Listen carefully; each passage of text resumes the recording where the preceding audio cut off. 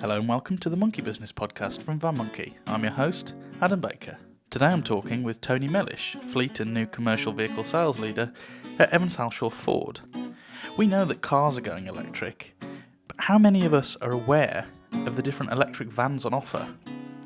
Well, one of, if not the most famous van, other than Dick Van Dyke Van Gogh and Jean-Claude Van Damme, is the Ford Transit. So for an electric one to be in the mix, it has to be good. Tony and I spoke money, practicality, and what the Ford e-Transit is actually like to drive, and I interviewed him as we took a ride around the block.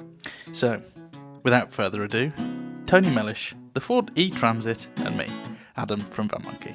The e-Transit is aimed at everyone really, from your carpet fitter to your brickie. It is designed to still do the same job as a normal Transit, just being more greener. And how important is that to the current fans of the Ford Transit? You know, there will be a time where everyone's going to have an all-electric vehicle, but the heritage is still there for Ford, you know, where they've built the vehicle, so it's just progressing and learning with time, and it's getting people to drive it, and they appreciate it then. So, I mean, you touched on the heritage there of the Ford Transit, and it has been dubbed the backbone of Britain. So, how important do you think it was to keep the Ford e-Transit in line with the Ford Transit of old? Very important, I would say. The Transit's been the best-selling vehicle since it's been out.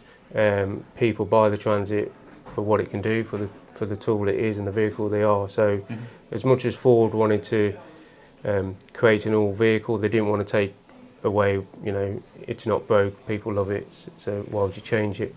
But they understood that if they're going to build it, they've got to do it right. So hence why they've probably been a bit slow to the party compared to other manufacturers. Yeah. But it's now a class-leading vehicle, so, And what's your favourite thing about the Ford e-Transit?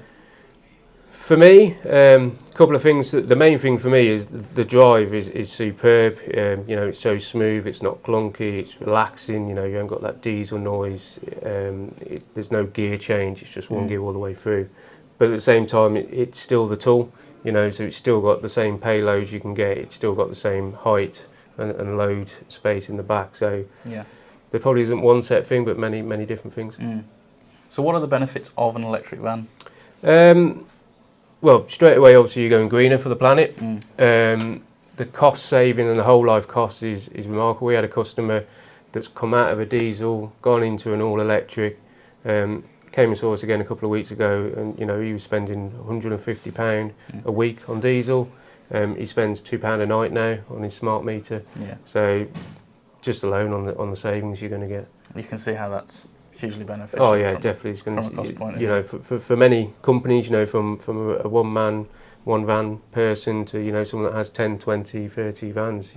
As long as that distance and the range does the job that you need it to do, it's going to save you a lot of money.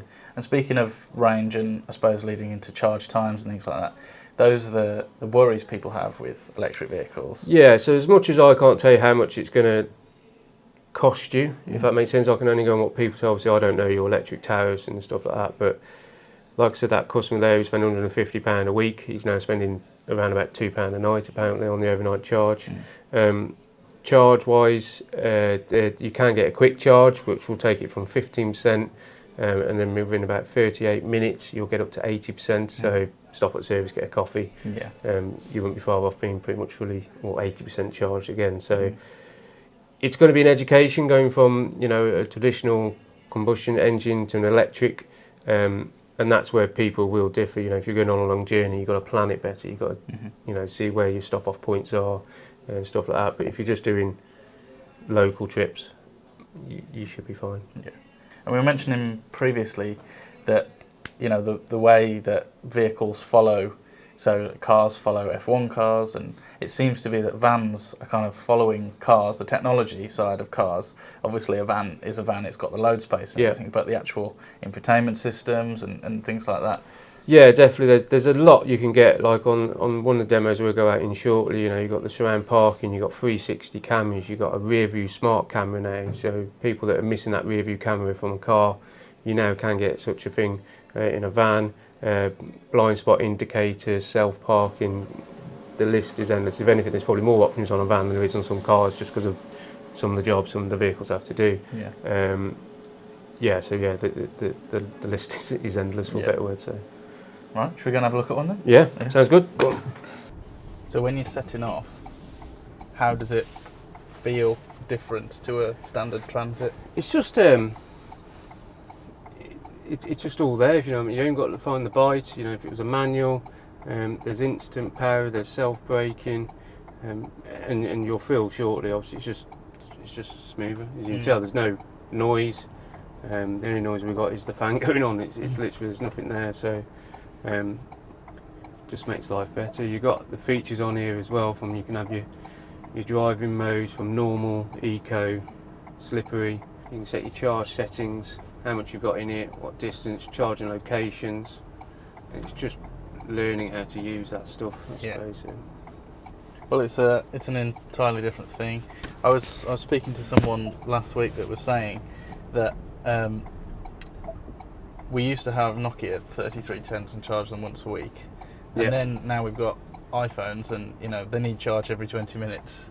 It's just, but yet we accept that because of all the functionality that iPhones have, and all that means for us now, and we use them for everything. So it's a similar mindset, I think, to changing to an electric vehicle. Absolutely, yeah, I'd agree. That's probably a good scenario to put. It's literally everything. The vans that came out, or electric vehicles that probably came out 5-6 years ago didn't have enough range, and people saying they needed more than 50 miles or whatever they did. And to be fair to the manufacturers, it costs a lot of money, and they've listened and tried to develop it. And again, I think that's half the reason Ford didn't want to rush the Transit. It is the leading commercial vehicle, so they didn't want to bring something out that that couldn't follow that heritage, follow the suit. And the E-Customs due out beginning of 2024. That's meant to have an extra 100-mile range on top of this. So this book says 196. That's meant to do pretty much just under 300. Again, depending on payloads, weights, weather scenarios, etc. But yeah, so it's like you said, it's just going to develop and develop and develop. What range do you think vehicles need to get to for people to accept that it's enough? Because that's what I'm seeing from a lot of people, is that they say that it's not enough, but maybe they're not actually looking at their driving and how far they're driving daily anyway. But how far does the battery need to be able to take you for it to be accepted as enough? This should do it says just under 200 miles. So most people, you see most of the vans around here, they're couriers, they're construction people, they're that kind of thing. That should do them, if they're honest. They've just got to get their head around is that you ain't going to have a petrol station at the end of each street or something. You've got to either plan where you're going to charge it, which is the next problem for a lot of companies. Some drivers take their vans home with them, so then who pays for the charge? Because now at the moment they have fuel cards and go and fuel it up or whatever. Some construction workers, when they go and start their job and it's a field, where are they going to charge their vans? They've just got to have a different mindset now of how we can get around it, because like we said, it's going to happen. It's law soon, so it's going to happen. People just need to re-educate. I think we touched on earlier, if you're doing a journey down to Southampton, you've got a plan where you're going to stop for your coffee. Has it got a supercharger so you can do it in under 40 minutes? Are you going to a hotel that's got a charge point? Different scenario. So I think the range, like I said, this should do, it says just under 200 miles. So again, let's be honest, if you're fully loaded, it's probably going to be more like, and it's middle of winter and you've got every heating thing on, it's going to be more like under 150, I would suggest. But with electric vehicles as well, the precondition is a very important thing. So precondition, you could be having your morning brew before you leave the house. You can, off the Ford Pro app, set it to warm the battery. So while it's still plugged in your wall, so in theory you're using your house electricity or the mains electricity and not the battery electricity, and get it to warm up, because that'd be the biggest drain. If you think December, snowing, whatever cold weather it is and temperature, the first thing you can do is, if you jumped in it like you probably do in your own car, you'll put your heated seats on, or the heater on and all that. if you're preconditioning while it's still plugged in the wall, you're not using your vehicle charge. Yeah. And it's a quick way to suddenly not drop 10% of your charge because you've switched everything on. It's things like that you've just got to re-educate yourself. The Mach-E, the guy that drives the Mach-E at work, exactly the same, he just preconditions it. Yeah. So he hasn't got to worry about that and suddenly dropping 10% and he's only going around the corner or something. So it's just a re-education.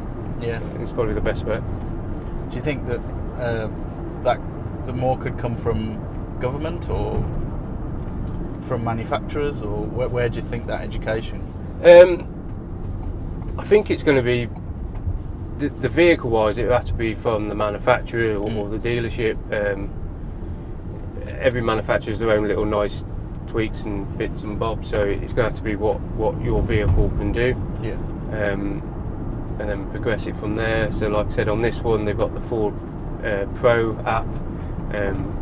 In that, from like the sat nav to tell you where the charge points are, to preconditioning your vehicle while it's still plugged in at home. You can check quality checks. The vehicle starts to understand how you're driving and goes into settings and notice what sort of journeys you do and all that. So yeah, it'd probably be a manufacturer item, I would suggest. So. Yeah. And in terms of driving feel, we're at a set of lights now. So normally in a Ford Transit, a diesel, how would that feel off the lights compared to how this feels off the lights? Well, this is just quicker and smoother. There's no lag. There's no going into second gear, going into third gear. It's just one instant power. So if anything, you probably have to be more careful, because if you're not used to it and you put your foot down like you're driving a smaller engine diesel or something like that, you might have a bit of a shock. So it's it's an instant power, but you'll see shortly. It's just smoother, quicker. Just go. It's a 3.5 ton van, but you wouldn't think it was. Yeah. So yeah, it's very, very nice. We've just got the world's longest lights. But it's smooth. It's got the auto stop handbrake and stuff as well. We're at 40 mile an hour. We haven't done anything really, if you know what I mean. So it is almost like car acceleration, isn't it? It is. It's the same. I believe it's the same systems and stuff that's gone into like the Ford Mach-E and stuff like that. It's all very similar. So again, I'm assuming it's going to be the same when it comes to the new Custom when it's out in 2024, and probably similar with the Courier. Have you driven other electric vehicles? So I've drove the Mach-E, I've drove a Tesla, I've drove the Mercedes Sprinter or E-Sprinter. Now, to be fair to them, that's been out a few years now, but the difference is phenomenal. Their full range is 90 miles on book, so realistically, let's be honest, you're probably talking 50, 60, which I do think is, if you've got a vehicle like this, as much as I was saying earlier, it'd be local people, but even local people probably around the city of Wolverhampton, Birmingham, that kind of thing. It doesn't take them long to do 50, 60 mile an hour. And then I can understand why people get range anxiety then, because it's, I want to get home. You've got to be, I want to get home and I haven't gone anywhere. It's like, but where, like you said, this, let's say 150, 160 then, with the same percentage. I mean, that's like I've drove to Telford and back, and the guy got some fence panels and stuff around town. We haven't charged it, and our one's still got like 70% on it. So yeah, it should be. I think it's good news, and like you said, in time, it's just going to improve. Like it's relatively in its infancy, isn't it? I mean, I know you can say electric vehicles have been around for a while, but it was kind of milk floats and things like that. But actual proper electric cars in the mainstream, electric vans in the mainstream, has been what 10 years, 10, 15 years. Yeah, I'd agree. The Tesla were the first ones, weren't they? Really started shouting about it and putting it in Nissan Leaf. And you go back to them, the first Nissan Leafs I think did 40 mile if you're lucky or something. They're 3 figures now, aren't they? And, Tesla seem to have cracked it. Most of theirs do over 300 miles and whatnot. Again, depending on your driving ways. And commercials has been a bit slow on it. There's a few out there now. Don't get me wrong, and there's a lot more coming every time.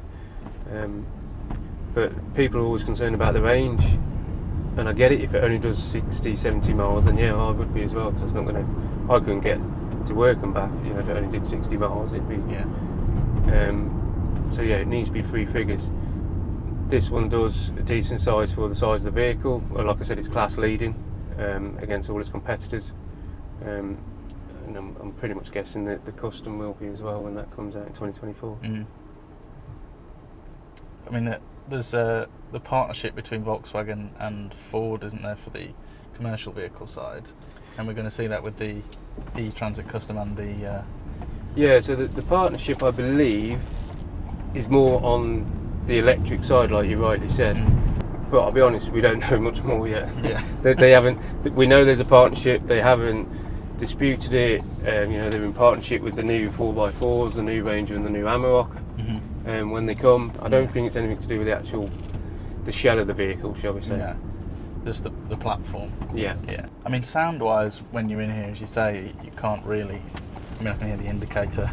It seems louder than it normally would. So we've got no radio or anything on, and it's still... You can hear a very faint, almost like a hum.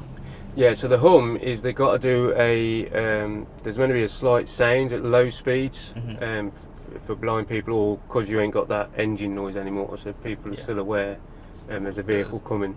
The hum's meant to switch off, I believe, around about 20 miles an hour, 15, 20 miles an hour. So I think it's meant to slightly increase so people can hear it, and then obviously gets that speed and mutes itself, kind of thing. So, kind of car park speeds, that kind of... Yeah, definitely. If you're pulling out your driveway and like you said, going around the car park or a few high streets or something like that. Have you had any thoughts about an electric vehicle yourself? I run a custom double cabin van at the moment. So to be honest, when Ford bring out the E-Custom and hopefully do a 5-seater, then I'll be looking to have one myself. It works for me. I do about 60 miles a day, so the range wouldn't be a problem for myself. I'd probably get a full, if we go with the figures, a full charge to do me the week. So monetary saving on fuel, greener, smoother, more relaxing drive. I can't say why people wouldn't. Yeah. But it will be re-education for me, because I've never had an electric vehicle. So when I do go on family holidays, it will be that planning that we mentioned earlier about, you need to plan your routes, where can you stop, to have a snack with the kids and have a charge up. Yeah. But no, I would definitely be interested in having one. What do you see the benefits of an electric vehicle for you personally? For me, straight away, it'd be the running. The running costs, the price of fuel isn't going down. It probably costs me 150 a week, well, probably about £100 a week fuel, where obviously electric chargers will be a lot less than that. Charge it overnight at home. I am lucky I've got my own driveway, so I can charge on my driveway, so I've got no concerns there either. So benefit will just be financially straight away. And when can we see the Ford E-Transit on the road? So the E-Transit's out now. You can order. Factory orders are roughly lead time about 4 months, but there is stock starting to land. So we've got one here today, that's ready to go. So hot to trot straight away. I'd like to say thank you for Tony for showing me the Ford E-Transit today. See you again next time. Thanks again. That's good. It was great to see Tony and chat to him about the Ford E-Transit, as well as having a ride and having a look round one in the flesh. Or the metal, I should say. Although the move to EV has been slower in the commercial vehicle world, there's good reason for it. To get it wrong, especially for mainstream manufacturers, when there is new competition with the likes of Maxus, would be, disastrous. An electric van isn't for everyone, but it could now work for an increasing number of people, especially with the developments in range and technology offer. It'll be interesting to see how the E-Transit does, especially after the adoption from bigger courier companies and as grocery delivery companies also start to adopt too. As the Transit is and has been so iconic for so long, the transition to electric will really be the benchmark for many other commercial vehicles. What do you think of the Ford E-Transit? How do you think it could be used? Could it be used in your business? Well, thanks for listening. I'm Adam from Van Monkey, and if you're looking for a vehicle sales and leasing company you can trust, get in touch with us via our website at www.vanmonkey.co.uk. You can also chat to us about the transition to electric to see whether a Ford e-Transit or another electric vehicle would suit your needs.